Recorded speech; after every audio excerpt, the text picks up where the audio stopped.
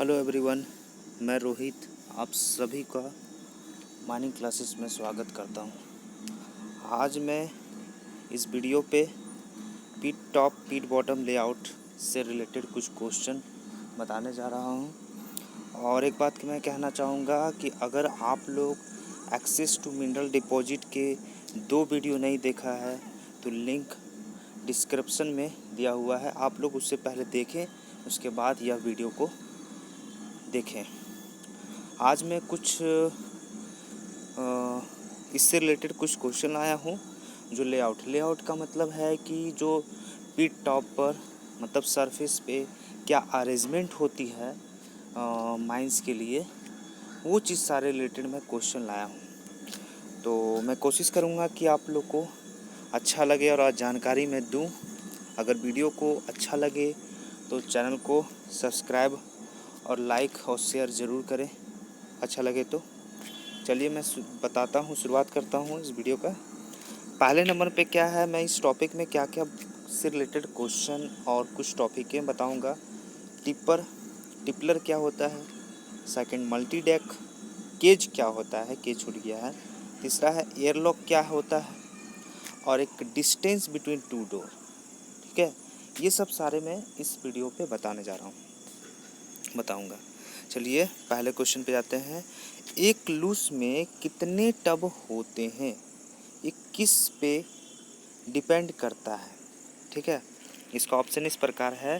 First gradient of rock, second horse power of haulage engine, third is manager के decision पर, fourth all of these. इसका correct answer होगा 4, all of these. आप लोग सोच रहे होंगे कि रेगुलेशन के अनुसार मैनेजर के डिसीजन पर होता है कि कितने लूज होंगे, लेकिन मैनेजर भी किस बात पे डिसीजन लेता है, ये 2 बातें लिखी हुई है। ये 2 बातें को ध्यान में रखते हुए मैनेजर डिसीजन लेते हैं कि ग्रेडियंट कितना है उस रॉक की या कोलसीम की, दूसरा हॉर्स पावर इंजन का कितना है, उसी से पॉइंट करके वो ध्यान में रखते हुए मैनेजर डिसीजन लेते हैं कि एक लूज में कितने टब जोड़े जाएं। इसीलिए इसका करेक्ट आंसर क्या होगा, ऑल ऑफ दिस। ये मत सोचिएगा कि इसका आंसर क्या होगा मैनेजर के डिसीजन पर। मैनेजर के डिसीजन में तो होता ही है, लेकिन मैनेजर किस बात पे डिसीजन लेता है, इसके लिए 2 बातें हैं, इसलिए इसका करेक्ट आंसर क्या होगा, ऑल ऑफ दिस। यहाँ मैंने लिख भी दिया है कि the tub are hoist in a set each consist of 3 to 6 tub depending upon gradient of rock and the horsepower of haulage engine। मैंने लिख दिया है, इसको आप पढ़ लेंगे स्क्रीनशॉट लेकर के। चलिए सेकंड क्वेश्चन है, नेक्स्ट क्वेश्चन। टिपलर में कितना स्पेस होता है या किस बात पर डिपेंड करता है। ठीक है, समझ गए होंगे क्वेश्चन क्या कह रहा है, टिपलर क्या है, ये नीचे में मैं लिख दिया हूँ। सबसे पहली बात जानिए कि इसका ऑप्शन क्या है, height of tippler, second is angle of repose of mineral, third is both 1 and 2, fourth is none of these. इसका करेक्ट आंसर क्या होगा, थर्ड, बोथ 1 and 2। टिपलर, सबसे पहली बात आप लोग को सोच रहे होंगे टिपलर है क्या। वैसे तो आप लोग सभी जानते हैं कि टिपलर क्या है, जो सरफेस में जो टब माइंस के अंदर से जब टब कोयला ऊपर आती है सरफेस में, तो वो कोयला कहाँ गिराया जाता है, बंकर में। उस बंकर टिपलर में गिराया जाता है, वो बंकर बना होता है। बंकर इस प्रकार होते हैं, इसका मैं फिगर तो लाया नहीं हूँ, लेकिन नॉर्मल फिगर आप देखे होंगे इस तरह का होता है। इसमें ही अनलोडिंग किया जाता है, इसमें ये यहाँ से खोले जाते हैं और टब यहाँ पे लोड अनलोड कर देता है। ठीक है ना, इस तरह से होता है। टिपलर का डेफिनेशन में मैंने बता दिया कि टिपलर होता क्या है। टिपलर क्या है, it is a dumping space. क्या होता है, डंपिंग की जगह होती है। Tippler is used for emptying the load tub by tipping it, है ना। Tippler retain tub from top as well as from side by using clamping device provide on it. Tippler क्या है भाई, एक स्पेस है जहाँ पे हम लोग जो लोडेड टब होता है वहाँ पे खाली किया जाता है। टिपलर को जो पकड़ के रखता है, टिपलर को कौन पकड़ के रखता है भाई, कि उसमें क्या होता है ऊपर में टॉप में, है ना, और उसके साइड में क्या होता है, साइड में यहाँ पे लिखा हुआ है कि साइड पे यहाँ पे क्लैंपिंग होती है जिसको पकड़ के रखता है और अनलोड कर दिया जाता है। ठीक है, आप लोग नॉर्मल देखे भी होंगे माइंस में। नहीं देखोगे तो मुझे कमेंट में बताएं, मैं उन्हें वीडियो भेज दूंगा। चलिए next question, what is multi deck cage. मैंने शुरुआत में ही वीडियो में बताया था कि मल्टी डे क्या होती है, मल्टी डे केज क्या होती है। चलिए इस पे क्वेश्चन है, पहले इसको जान लीजिए। मल्टी डे केज होता क्या है। ए cage containing 2 or more compartment or platform to hold the mine car supplies worker, है ना।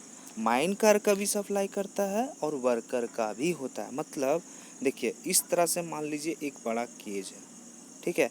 ये केज है, ये केज में क्या 2 कंपार्टमेंट है। यहाँ पर मिनरल भी रख सकते हैं। एक ऐसा भी केज तो होता है, पहले एक स्कीप होती है। स्कीप आप जानते होंगे कि 2 तरह के केज होते हैं। एक केज होता है, एक स्कीप होता है, जिसमें कोयला जो भरा जाता है ऊपर बॉटम से लेकर के बॉटम से लेकर के पिट टॉप में तक लाते हैं, उसको स्कीप कहते हैं वह केज को, ठीक है। लेकिन अब अभी का जो स्कीप चल रहा है, जो स्कीप आया हुआ है, उसमें 2 कंपार्टमेंट भी कहीं कहीं दिखाई देते हैं। उसमें क्या होता है, नीचे में क्या है, आदमी के साथ साथ ऊपर में कोयला मटेरियल के साथ साथ में अप एंड डाउन हो सकता है। क्या लिखा हुआ, 2 कंपार्टमेंट होता है, जो कहते हैं मल्टी डे केज। चलिए नेक्स्ट क्वेश्चन क्या है, mine car is related to. इसका ऑप्शन क्या है, first is tub, second is cage, third is shuttle car, four all of these.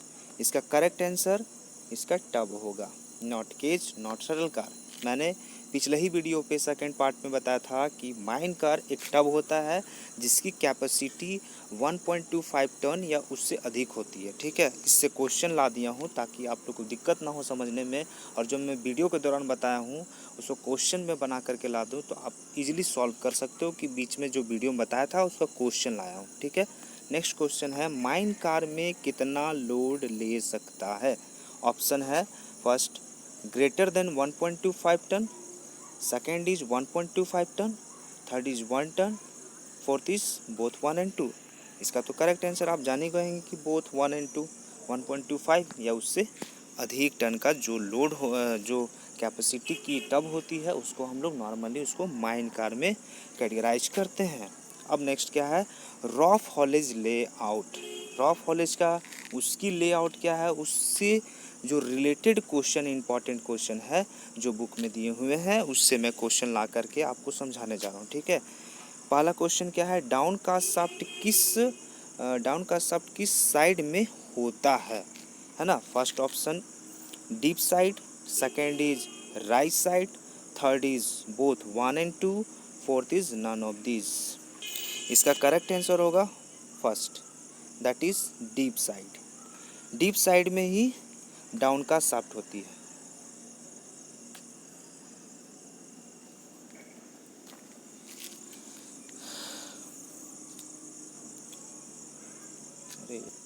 Down cast shaft जो होते हैं डीप साइड में होता है और राइट साइड में अप कास्ट शाफ्ट होता है, ठीक है। ये आंसर देख लीजिएगा। Which shaft is use to coal winding. Coal winding के लिए कौन सा शाफ्ट इस्तेमाल किया जाता है।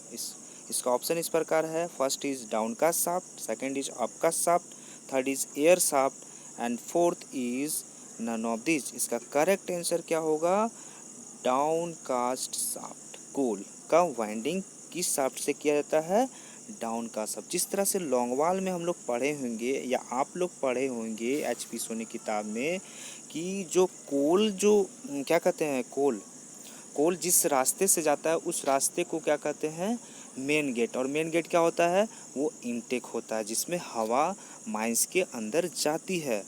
उसी प्रकार डाउन कास्ट शाफ्ट में क्या होता है, कोल का वाइंडिंग इसी शाफ्ट के द्वारा होता है। और अप कास्ट में क्या होता है, अप कास्ट के से क्या होता है, उसमें मेन वाइंडिंग ज़्यादातर क्या होता है ना, अप कास्ट में ही मेन वाइंडिंग भी होती है और मटेरियल वाइंडिंग भी होती है अप कास्ट में। देखिए इस तरह से मैं फिगर भी बना देता हूँ कि ये मान लीजिए एक शाफ्ट है इस तरह से, ठीक है। ये अप कास्ट शाफ्ट है और यहाँ याद रखें कि यहाँ पे जो है, यहाँ फैन के लिए एयर शाफ्ट बनाया हो रहा था और ये अप कास्ट शाफ्ट है। यहाँ से मेन वाइंडिंग होती है और यहाँ से एग्जॉस्ट फैन लगा हुआ होता है, इसी से वेंटिलेशन जो रिटर्न आता है इसमें जाता है और यहाँ पर एग्जॉस्ट फैन से बाहर निकल जाता है हवा और यहाँ पे क्या होता है, एयर शाफ्ट होता है। इसी शाफ्ट से, इसको कहते हैं डाउन कास्ट शाफ्ट, इसको कहते हैं अप कास्ट शाफ्ट, है ना। ये अप कास्ट से ही मटेरियल की वाइंडिंग और मेन वाइंडिंग की जाती है। चलिए नेक्स्ट क्वेश्चन क्या है, which shaft is generally use to material winding. मैंने अभी बताया भी है कि इसके लिए मटेरियल बाइंडिंग के लिए कौन सा शाफ्ट का इस्तेमाल किया जाता है। First is down cast shaft, second is up cast shaft and third is air shaft and fourth is none of this. का करेक्ट आंसर तो आप बता सकते हैं, इसका करेक्ट आंसर क्या होगा, सेकंड अप कास्ट शाफ्ट। ठीक है, down cast shaft and up cast shaft के बीच जो एयरलॉक होता है उसमें कितने डोर रखे जाते हैं। नॉट फ्रॉम रेगुलेशन, रेगुलेशन से मैं नहीं पूछ रहा हूँ, नॉर्मली देखा जाए तो 3 रखे जाते हैं। ठीक है, 3 रखे जाते हैं। इसमें क्या होता है, 3 डोर रखे। एयरलॉक क्या होता है, एयरलॉक का काम क्या होता है कि डाउनकास्ट और अपकास्ट में जो हवा का लीकेज होता है उसको रोकता है। इसमें 3 डोर होते हैं, इसमें देख रहा हूँ ना, इसमें यहाँ पे ये इनटेक हुआ और ये रिटर्न हुआ। यहाँ पे 3 डोर है, एक ये, है ना। इसमें क्या है, ओहो, ये जो पेट है ना, ये पेट, इस पेट के जरिए से ही यहाँ पे ये इनटेक वाला दिखाता है और ये क्या है, ये जो इसका ये जो है ये भी आपका इनटेक तरफ खुल रहा है और ये रिटर्न की तरफ खुल रहा है। इसमें 3 डोर क्यों होते हैं आपको मैं आज बताऊंगा। इन तीनों डोर का मुंह किधर खुला रहता है ये बताते हूँ। पहले फर्स्ट 2 जो है उसका मुंह जो खुलता है वो इनटेक तरफ खुलता है और थर्ड का जो है रिटर्न की तरफ खुलता है। अब ये क्वेश्चन आएगा कि थर्ड वाला को रिटर्न में क्यों आखिर खुला हुआ है। जब इमरजेंसी के केस में, किसी इमरजेंसी के केस में अगर फ़ैन को रिवर्सल किया जाता है तो उस दौरान में क्या होगा, हम रिवर्सल कर देंगे तो फ़ैन क्या होगा, फ़ैन इस तरह से इधर से इनटेक बन जाएगा जब रिवर्सल करेंगे। अभी तो शुरुआत में हमारा इनटेक इधर था और रिटर्न ये था। मान लिया जाए कि डाउनकास्ट शाफ्ट में आग लग जाए तो हम रिवर्सल, माइंस के अंदर पे गैस या फायर वहाँ तक ना पहुँचे, इसीलिए हम लोग क्या करते हैं, फ़ैन को रिवर्सल कर देते हैं ताकि जो है माइंस के अंदर जहाँ वर्किंग प्लेस है वहाँ पे आग ना पहुँचे और गैस भी ना पहुँचे। इसके लिए क्या करते हैं, जो एग्जॉस्ट जो रिटर्न एयरवे है उसको हम डाउनकास्ट कर देते हैं by the reversal of the fan. उस केस में क्या करेगा, ये जो है रिटर्न है वो डाउनकास्ट शाफ्ट बन जाएगा। इससे क्या होगा, ये इसके तरफ मुंह खुला रहेगा। ठीक है, इस टाइम में क्या है कि इसका डोर का मुंह खुला होगा इनटेक तरफ, इसलिए ये दिया जाता है। ये सारा चीज़ मैं लिख दिया हूँ, इसको आप देख सकते हो। एयरलॉक का तीसरा डोर आपका शाफ्ट की तरफ खुलने का सिस्टम क्यों बनाया जाता है, क्यों बनाया जाता है, देखिए मैं यहाँ में लिख दिया नॉर्मल भाषा में, ध्यान आप लोग जो समझ में आता है और मुझे भी जो समझ में आता है उसको मैं हिंदी में लिख दिया। ऐसा इसलिए करते हैं क्योंकि जब भी इमरजेंसी में अगर वेंटिलेशन को रिवर्सल किया जाए तब यह तीसरा डोर डाउन का शाफ्ट का तरफ खुलते हैं, है ना। एग्जाम्पल है कि डाउन का शाफ्ट के तरफ में आग लग जाए तो इस केस में क्या होता है, ये काम करता है थर्ड डोर। ठीक है, नेक्स्ट क्वेश्चन है, what should be the distance between 2 doors, है ना। दो डोर के बीच में कितना डिस्टेंस होता है, मतलब इस दोनों के डोर के बीच में कितना डिस्टेंस रखा जाता है, मिनिमम कितना रखा जाएगा, है ना। इसका देखिए ऑप्शन इस प्रकार है, first is not less then the longer timber, second is not less than longer rail, third is both 1 and 2 and fourth is 25 centimetre. ठीक है, इसका कोई भी रेगुलेशन में मिनिमम कुछ लिखा नहीं गया है, लेकिन इसका करेक्ट आंसर क्या होगा, third, that is both 1 and 2। Timber, चाहे वो रेल का इस्तेमाल कर रहा हो या टिम्बर का, जो सपोर्ट का मैक्सिमम लेंथ होगा वही डिस्टेंस मिनिमम होगी 2 डोर के बीच में, ताकि अगर शॉर्ट में रहेगा तो उसमें मान लीजिए फंस गया, दोनों बीच में अगर हम वहाँ पास कर रहे हैं, वहाँ से गुजर रहे होंगे तो लंबा अगर रहेगा तो छोटा अगर डिस्टेंस रहेगा तो क्या होगा, टिम्बर फंस जाएगा, जिससे कारण क्या है, दिक्कत होगा। इसीलिए क्या है, मिनिमम जो है टिम्बर जितना एक लॉन्गर हो, मतलब एक टिम्बर का जितना मैक्सिमम लेंथ होता है ना उसके बराबर जो है रखते हैं डिस्टेंस। ठीक है, इसको मैं वर्ड में भी लिख दिया हूँ, the distance between 2 door should be not less than longer timber और rail likely to be transfer through the airlock. ठीक है, आज के लिए मैं इतना ही रखता हूँ और नेक्स्ट वीडियो जल्द मैं 1-2 दिन में लाऊंगा। उसमें और डिटेल है कुछ, उसके बाद इस चैप्टर का ख़त्म हो जाएगा। अगर इस वीडियो को थोड़ा सा भी अगर कुछ थोड़ा मोड़ा जानकारी मिला हो तो प्लीज़ इस वीडियो को शेयर करें अपने दोस्तों के साथ में, और अच्छा लगे तो लाइक भी कीजिएगा। चलिए, थैंक यू।